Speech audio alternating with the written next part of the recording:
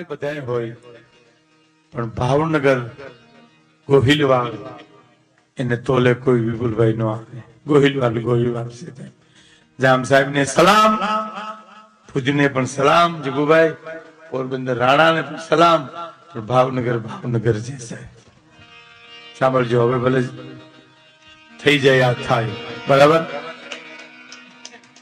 હા, ભાવનગર એક જ રાજમાં સાહેબ એવો નિયમ હતો કે પ્રજાના ઘરમાં ચોરી થાય તો રાજ ચોર પકડી દે, રાજથી ચોર ન પકડાય તો રાજ તરફથી ભરપાઈ કરવામાં આવે સાહેબ.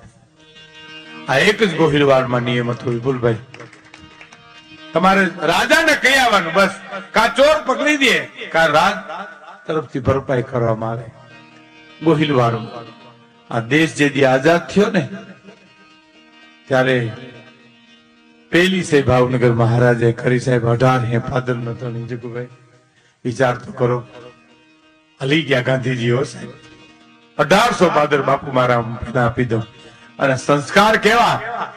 વલ્લભભાઈ પટેલ ને ભાવનગર મહારાજે પૂછ્યું 5 મિનિટનો સમય આપશો મને? 5 મિનિટ હોય બાપુ, તમે કયો એટલો? કે 5 જ મિનિટ જોઈ છે વલ્લભભાઈ તમારી. કેમ? કે આ રાજ તો મારા બાપનું છે, મારું છે, સહી કરું એટલી વાર છે, દેશ આઝાદ થઈ જાય. પણ મહારાણીનો જે કરિયાવર ને દાયજો આવ્યો છે એનો હું માલિક નથી. મારે મહારાણીને પૂછાવવું છે, એ સંપત્તિનું શું કરવું? માણસ પૂછવા ગયો. મહારાણી બેઠેલા ગોહિલવાડ ધણિયાણી જઈને કીધું, મહારાણી, મહારાજ સાહેબ કહેવાયું છે કે સહી કરે એટલી વાર છે, રજવાડા ખતમ થાય છે, પણ તમારા દાયજાનું શું કરવું એમ પૂછાયું છે. અમે જવાબ સાંભળજો કે મહારાજને કહી દો આખો હાથી જાતો હોય ને તો એનો શણગાર ઉતારવાનો ન હોય મહારાજ. હાથી તો શણગાર હોતો ગયો તો ધારો લાગે. આ અર્ધાંગના સાહેબ, આ ભારતની આરી નારી. ઈ રાજમાં નિયમ હતો કે પ્રજાના ઘરમાં ચોરી થાય, રાજ ચોર પકડી દે, ચોર ન પકડાય તો રાજ તરફથી ભરપાઈ કરવામાં આવે. ક્યારે? રાજા સાહેબમાં. મારે વાત કરવી છે 1954-55 રજવાડા ખતમ થઈ ગયા હતા. મહારાજા કૃષ્ણકુમાર સિંહજી અહીં મદ્રાસમાં ગવર્નર તરીકે હતા. એ વખતની વાત કરવી સાહેબ. ભાવનગરની પાસે ટાણા ગામ, ટાણાનો ખેડૂત, એના બળદ કોક ચોરી ગયું સાહેબ. બળદ ચોરી ગયું, બળદ ચોરાઈ ગયા. ખેડૂત એમ થયું કે બળદ ચોરાઈ ગયા તો આપણે બાપુને કેવું જોઈએ. હવે એને ખબર નથી કે રજવાડા ખતમ થઈ ગયા. 1954-55 ની આ સાલ છે અને દેશ આઝાદ થઈ ગયો. હવે અટાણે ઘણા ખબર નથી ક્યાંથી હોય, ક્યાંથી હોય સાહેબ. ગામડેથી આવ્યો માણસ, આવ્યો ભાવનગર. આ વાત મને બહુ ગમે છે, એટલે કે આવે ને રહેતો નથી. મારો સમય પૂરો થઈ ગયો છે કે સમય મર્યાદા, પણ તમારો પ્રેમ એવો છે. બાપજી બેઠા છે. આવ્યો ભાવનગર. ભાવનગર મહારાજને મળવું છે. મદ્રાસ ગવર્નર છે, એ તો મદ્રાસ છે.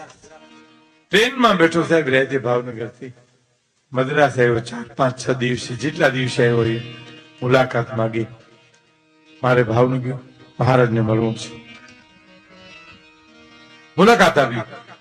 કૃષ્ણકુમાર સિંહજીને કોઈ કીધું ગોહિલવાડમાંથી કોઈ માણસ આવ્યો છે ને તમને મળવા માંગે છે. એટલે કીધું બોલાવો. આવ્યો. ઈ લુગડા ગામડાના. કે જાત્રા કરવા આવ્યા છો? એકલા જ આવ્યા પાછા જાત્રા કરવા? તો કે ના બાપુ, જાત્રા કરવા નથી આવ્યો, તમારી પાસે જ આવ્યો છું. મારી પાસે આવવાનું કારણ? બાપુ મારા બળદ કોક લઈ ગયું. આહા સાહેબ, બીજ કે જબુ કે મોતી ફરોઈ લે તો ફરોઈ લે. એ બાવળાના ધણીને ખબર પડી ગઈ કે આને ખબર નથી દેશ આઝાદ થઈ ગયો છે, રજવાડા ખતમ થઈ ગયા છે. પણ શું કીધું ખબર? બળદ લઈ ગયું ભાઈ.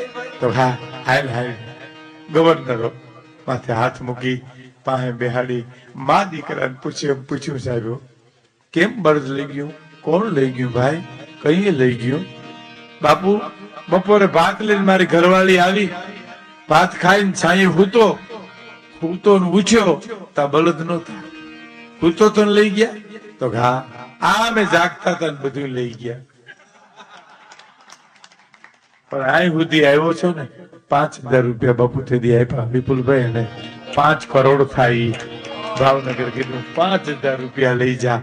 ઈ ભાવનગર એનો બારવટીયો જોગીદાસ ખુમાણ એકવાર ઘોડે ચડીને વગડામાંથી નીકળ્યો. તેને ભાવનગર મહારાજની નીંદર ઝેરી કરી નાખી સાહેબ. અને એક દીકરી 18-19 વર્ષની ઢોરા ચારે, બકરા ભેહું ગાયું ચારે. જોગીદાસ ખુમાણ નીચા ને ઢાળી ઘોડા નીચે ઉતરી પાસે જઈને પૂછ્યું, દીકરી એકલી છો અહીંયા? હે એકલી છો? તો હા.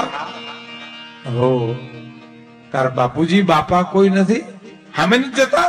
એને હામે જોયું નથી? જોગીદાસ કુમાર જિંદગીમાં સ્ત્રી હામું નથી જોયું સાહેબ. એકવાર ભૂલથી જોવાઈ ગયું હતું ને તો આંખમાં ચટણી આજી હતી માણસે સાહેબ. મેઘાણીનો ઇતિહાસ ભાવનગરનો છે. જોયું નીચે ને ઢાળીને પૂછ્યું કે એકલી ઉભી છો? હા. બીક નથી લાગતી? તારા બાપુજી ભાઈ કોઈ નથી? મારા માવતર તો મરી ગયા ભાઈ. બાઈ દીકરી કે છે.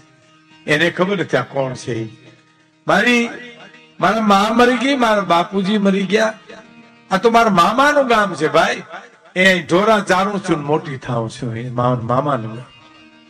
જોગીદાસ કુમાર બોલે છે, બેટા આજુબાજુમાં કોઈ નથી અને વગડામાં 18-19 વર્ષની તારી ઉંમર, એકલી ઢોર ચાલશો.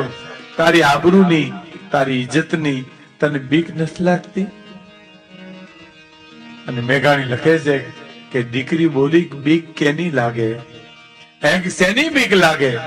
જ્યાં સુધી જોગીદાસ ખુમારના બારવટા હાલે ત્યાં સુધી કોની તાકાત છે કે અમારે હામી ઊંચી આંખ કરી શકે? સાહેબ જિંદગીમાં પહેલી વાર રોઈ પીડ્યો એ માણસ. આંખમાં આંસુ પાડ્યા. સૂર્યનારાયણ સામે જોઈને કીધું છે, હે સૂર્યનારાયણ, મારું બારવટું હાલે ને હાલે, મને કોઈ પરવા નથી. ભાવનગર મહારાજ સમજે ન સમજે એની મને કોઈ પરવા નથી. પણ આવી દીકરીઓ મારી ઉપર વિશ્વાસ રાખી ઢોર ચારે છે, એવી આબરૂ રાખજે સૂર્યનારાયણ, મારી ઇજ્જત રાખજે.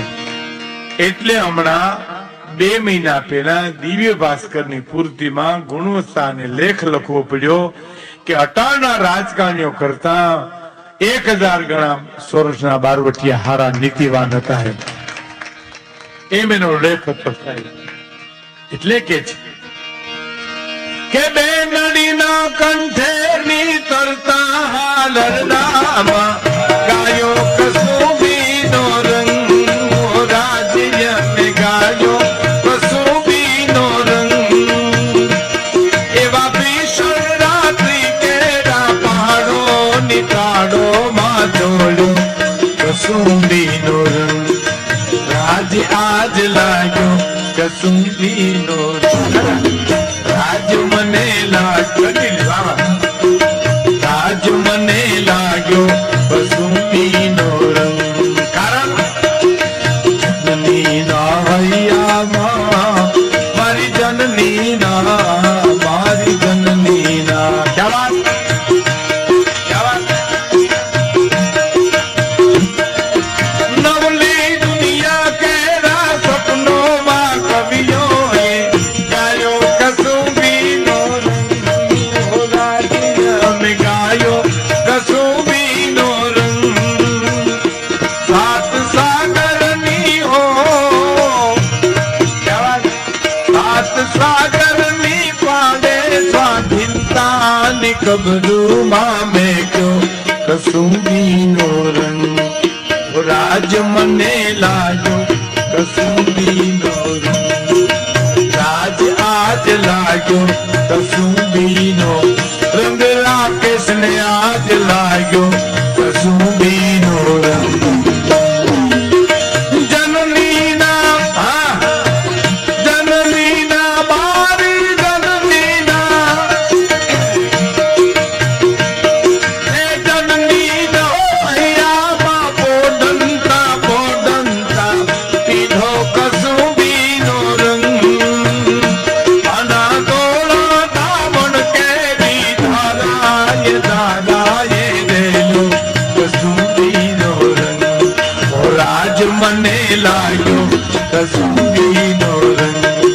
ઓ રાજ મને લાગ્યો કસુંબીનો રંગ. ભક્તોના